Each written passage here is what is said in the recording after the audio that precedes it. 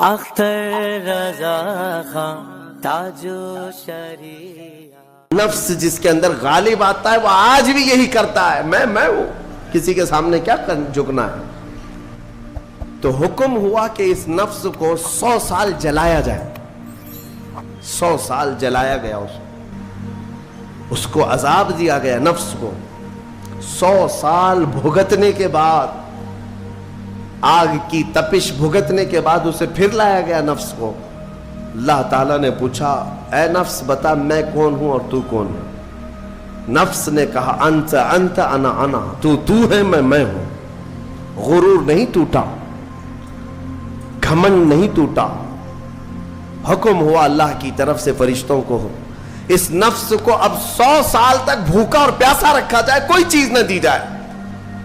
اسے سخت سزا دی گئی، بھوک اور پیاس کی نفس کو کوئی چیز نہیں دی گئی۔ 100 سال کے بعد پھر اس کو حاضر کیا گیا، پوچھا گیا بتا کون ہوں میں؟ نفس نے کہا اے اللہ تو میرا خدا ہے، میں تیرا بندہ ہوں۔ فرمایا بزرگوں نے کہ نفس کو اگر کوئی جھکا سکتا ہے تو وہ بھوک ہے، اسی لیے مولا نے رمضان کے روزے تم پر فرض فرمایا۔ نفس کو جھکا سکتے ہو، نفس کو کنٹرول میں لا سکتے ہو تو بھوک کے ذریعے سے۔ ہاں، یہ بھوک اور پیاس یوں ہی نہیں دی گئی ہے۔ دنیا اگر سمجھتی ہو کہ مسلمانوں کو یہ بھوکا اور پیاسا رکھوایا جا رہا ہے تو انہیں کیا خبر ہے کہ روح کسے کہتے ہیں، نفس کسے کہتے ہیں؟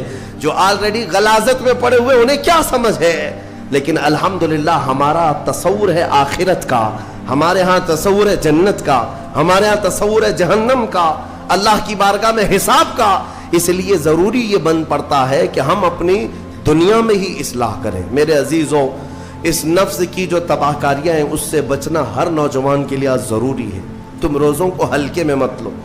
اس سے پہلے بھی میں کہا کرتا تھا، آج پھر سے میں ریپیٹ آپ کے سامنے کہتا ہوں، مسلمان کے لیے روزے جو فرض کیے گئے آپشنلی نہیں ہے میرے عزیز، یہ آپشنلی نہیں ہے، اختیاری نہیں ہے، جسے چاہے وہ رکھے، جسے چاہے وہ چھوڑے۔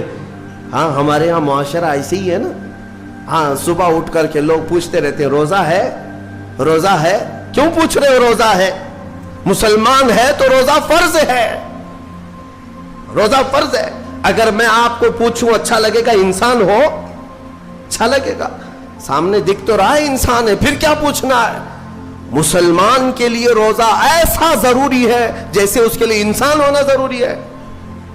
وہ روزے چھوڑتا کیوں؟ ہاں، چند ہی چیزیں ہیں جہاں تخفیف دی گئی ہے شریعت میں، وہ سفر ہے یا مرض ہے، ایسا مرض کہ جس سے وہ نہیں برداشت کر پاتا، اس میں اللہ تعالیٰ نے اسے چھوٹ دی ہے، رخصت دی ہے۔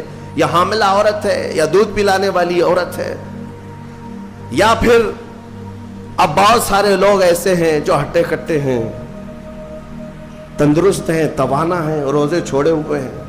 میرے عزیز، سب ہونے کے بعد اگر روزہ چھوڑنے کی کسی کو رخصت ہے نا تو وہ صرف ان عورتوں کو جن کی ماہواری آتی ہے مہینے میں یا بچے کے بعد، حیض و نفاس والی عورتوں کے لیے روزہ نہیں ہے۔ تو میں ان لوگوں سے پوچھتا ہوں، کیا تمہاری بھی ایسی کیفیت ہے جو تم روزہ چھوڑے گھوم رہے ہو؟ ناپاک ہو؟ ناپاکی آئی ہے؟ نہیں